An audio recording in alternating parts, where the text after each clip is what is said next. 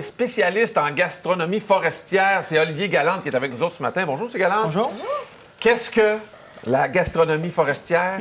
Alors, la gastronomie forestière, c'est l'art de cuisiner les aliments qui se trouvent à l'état sauvage, dans la nature, à l'état sauvage, donc la forêt en général. Oui, pas de gibier ou des animaux. c'est Non, vraiment là, ce on qui parle pousse. du monde végétal OK. et du règne du champignon, dans le fond. Ah, OK. Oui. Ça, c'est très populaire en Europe, si je ne me trompe pas. Oui, ça fait très longtemps qu'en Europe, on mange des champignons.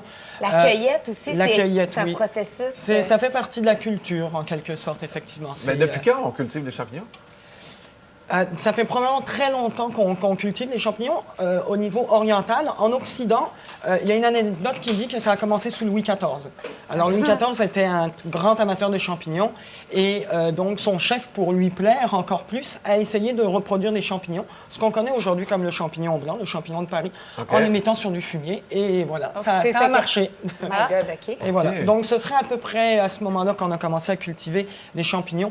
Aujourd'hui, c'est très commun. C'est les champignons qu'on retrouve à l'épicerie. Ce sont des champignons généralement qui sont cultivés. Le champignon blanc, champignon café, shiitake, enoki et la pleurote. Donc, c'est vraiment les champignons qui sont les plus consommés. Communs. Les plus communs, les plus consommés, effectivement. Oui. Et quand on parle comment on dit forestière, c'est Gastronomie la forestière. gastronomie forestière, c'est ce qu'on trouve à l'état naturel. Oui, Donc, c'est complètement. pas quelqu'un qui est arrivé, qui les a plantés. Non, absolument pas. Vous voyez, OK. comme la morille ici, c'est quelque chose qui pousse à l'état naturel, qu'on ne peut pas reproduire parce qu'elle a une relation symbiotique avec son environnement. Est-ce qu'on peut la trop- pointer, peut-être, la morille? La morille, c'est la première. montrer. Oui, Ouais, c'est voilà. celle-ci ici. Ouais, Vous voyez? puis ça se trouve où, la morille, en général?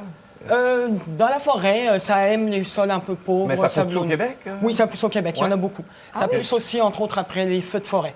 Ah, OK. Donc, il y a de la possibilité de ramasser de la morille au Québec. C'est quand même une bonne industrie.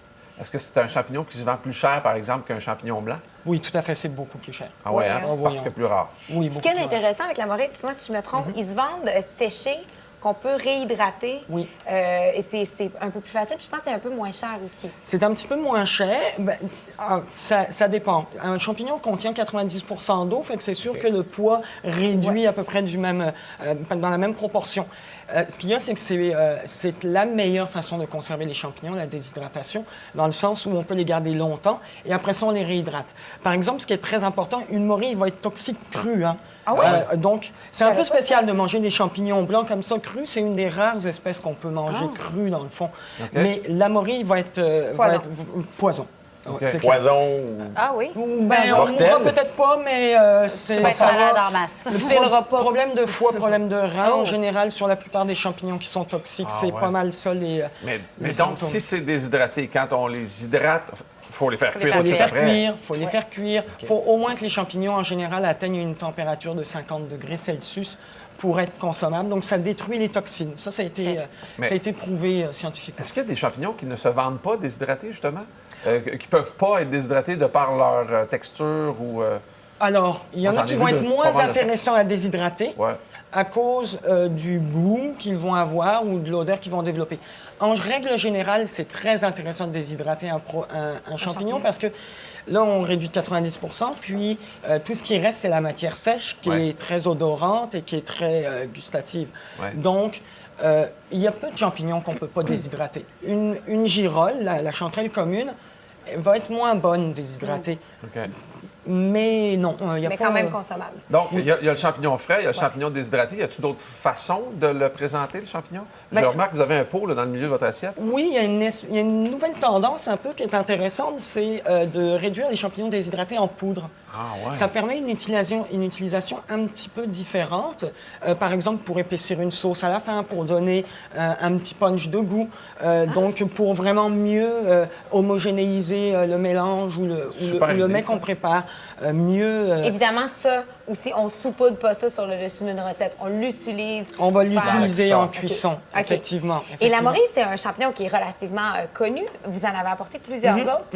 Quelles sont-elles? Alors, vous voyez, ici, il y a deux champignons du Québec. C'est les premiers qui viennent d'apparaître. Celui-là, c'est le gyromitre. Donc, c'est un cousin très proche de la morille que si on ne connaît pas, on pourrait, Montrer, donc Ici. se méprendre Ben oui. avec la morille. OK?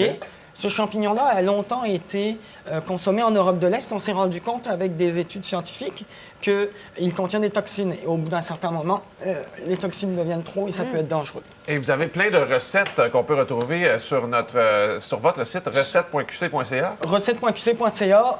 Donc, il y a un espace maintenant qui s'appelle Découvrons les trésors de nos forêts, où on donne des recettes pour utiliser les champignons, mais aussi des plantes sauvages. Bien, merci beaucoup de votre visite. Merci. Merci, M. Galland.